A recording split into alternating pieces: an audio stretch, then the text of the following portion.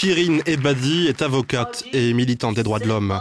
Le 9 décembre dernier, la lauréate iranienne du prix Nobel de la paix 2003 est venue recevoir au nom d'Abdolreza Tadjik le prix de la liberté de la presse, décerné par Reporters sans frontières. Le journaliste iranien emprisonné n'a pas été en mesure de le recevoir en personne. Dans une interview exclusive accordée à Euronews, elle revient sur la situation des droits de l'homme en Iran. Madame Ebadi, bienvenue sur Euronews. Merci à vous et à vos téléspectateurs. Si vous le voulez bien, nous allons commencer par évoquer la situation des droits de l'homme en Iran. Ces dernières années, vous n'avez cessé de souligner que cette question a été éclipsée par les désaccords sur le programme nucléaire du pays. Dans quelle mesure pensez-vous que vos mises en garde et celles des défenseurs des droits de l'homme ont été efficaces ?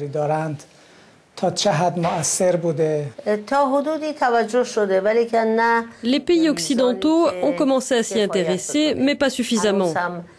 L'Occident est toujours obnubilé par sa propre sécurité et semble peu préoccupé par les principes qu'il prétend défendre.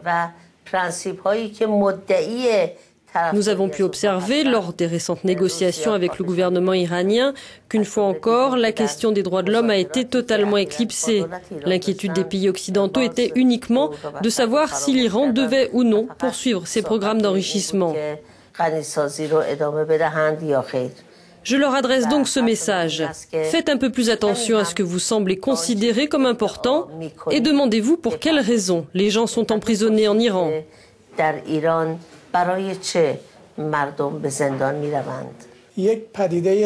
Chose étrange en Iran, les dissidents politiques, les militants des droits de l'homme ou encore les journalistes ne sont pas les seuls à subir les persécutions du gouvernement.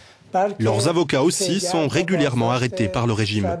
En d'autres termes, l'avocat d'une personne accusée d'une infraction politique se fait arrêter, puis c'est au tour de l'avocat de cet avocat.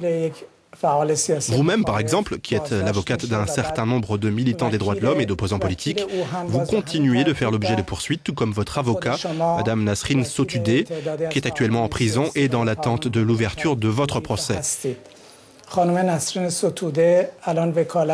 N'existe-t-il pas des dispositions dans la loi iranienne pour mettre les avocats à l'abri des poursuites et leur permettre de continuer à exercer leur profession ?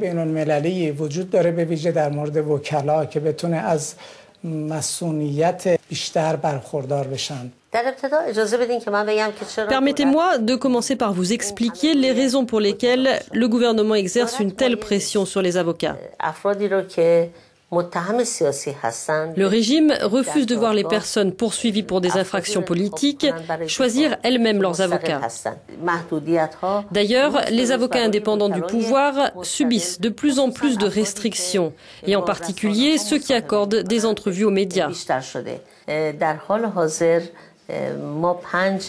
Actuellement, il y a 5 avocats en prison en Iran, et cela n'inclut pas Madame Sotoudeh, qui a été illégalement placée en isolement.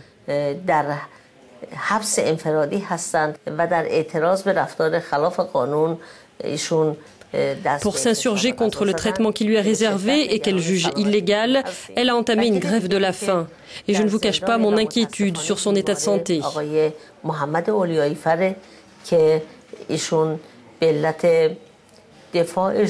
Il y a un autre avocat, Mohamed Oliaïfareh, qui purge actuellement une peine d'1 an de prison pour avoir courageusement défendu des jeunes de moins de 18 ans qui ont été exécutés par le régime.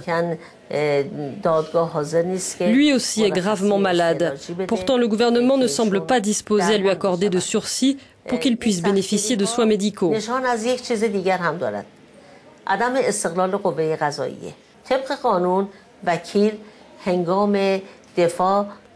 Ces restrictions indiquent l'absence d'indépendance du système judiciaire.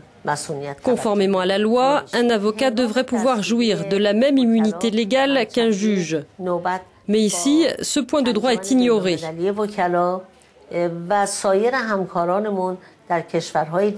Lorsque ces avocats ont été arrêtés, j'ai contacté l'Association internationale du barreau et des collègues dans d'autres pays comme la France et l'Espagne. J'ai également écrit au rapporteur spécial sur l'indépendance des juges et des avocats. Tout cela sera consigné au dossier de l'Iran qui viole les principes des droits de l'homme.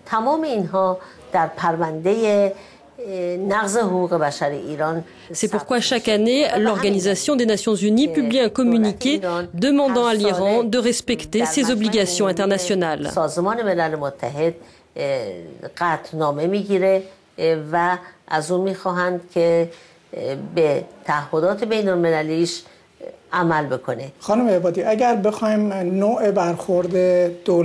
Madame Ebadi, si l'on tente un rapprochement entre l'attitude des gouvernements à l'égard des Nobel de la paix et leur approche des questions des droits de l'homme, nous pourrions alors comparer les traitements reçus par Aung San Suu Kyi et Liu Xiaobo de la part de leurs gouvernements respectifs et celui que vous a réservé le gouvernement iranien.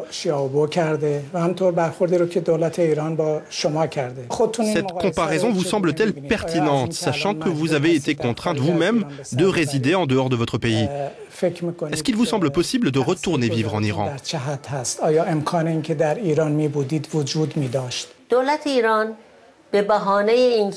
Pour ne pas avoir payé d'impôts sur la dotation qui accompagne le prix Nobel de la paix que j'ai reçu en 2003, le gouvernement iranien a décidé de confisquer tous mes biens. Il est intéressant de noter que le montant d'impôts qu'il me réclamait était supérieur au montant du prix lui-même, sans parler du fait que les prix Nobel ne sont pas soumis à l'impôt.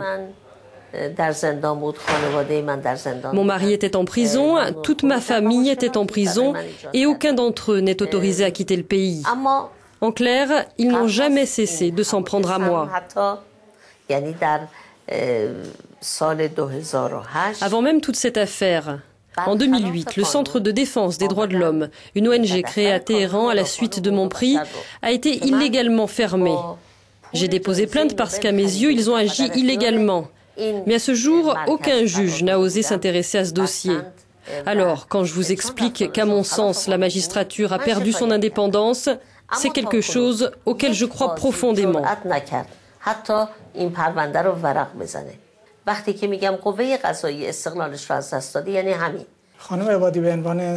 Dernière question, comment expliquez-vous que toutes les activités de la société civile et celles des ONG qui militent en faveur des droits de l'homme soient classées au même rang que les questions politiques?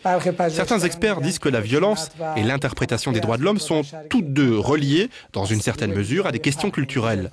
Sans oublier que certains gouvernements rejettent les déclarations et conventions internationales sur les droits de l'homme qui sont jugées contraires à leurs propres idéologies. Exemple concret, l'islam est la référence choisie par le gouvernement iranien pour aborder la question des droits de l'homme. Quelle est la meilleure manière de le faire? Chaque fois que le gouvernement iranien est confronté à des accusations de violation des droits de l'homme, il se réfugie derrière des différences culturelles, comme celles que vous venez de mentionner. Je dois dire cependant que l'Iran a accepté sans condition les conventions internationales sur les droits civils et politiques, économiques et sociaux de ses citoyens.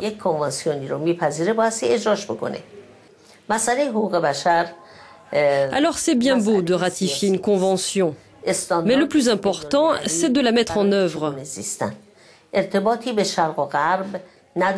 Il s'agit d'un code international de conduite. Et cela n'a rien à voir avec l'Orient et l'Occident ou avec les musulmans et les chrétiens.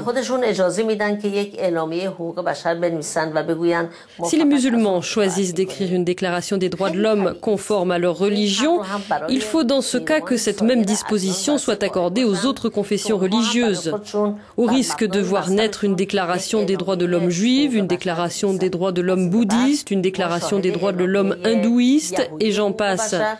Mais alors au final, que reste-t-il de la question des droits de l'homme? Pour moi, les droits de l'homme sont un code de conduite international.